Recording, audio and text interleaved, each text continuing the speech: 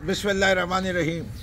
हुकूमत सिंध का नया कारनामा, एक नोटिफिकेशन जारी हो गया जबकि इंतखाबी लोकल बॉडीज़ के इंतखाबात मुकम्मल नहीं हुए। कराची की यूनियन काउंसिल्स में 53-54 यूसीओं का इजाफा। वाह! अब क्या होगा?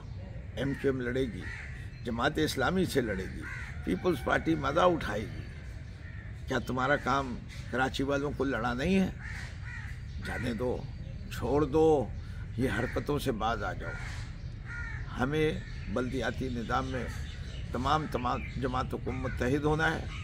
हमने पहले पीपल्स पार्टी के मेयर को नाकाम करना है और उसके बाद एक मुनसिफाना तौर पे डिलिमिटेशन करके और वक्त से पहले इंतखाबात दोबारा कराने के ऊपर एक तमाम सियासी जमातों को मिल के काम करना है।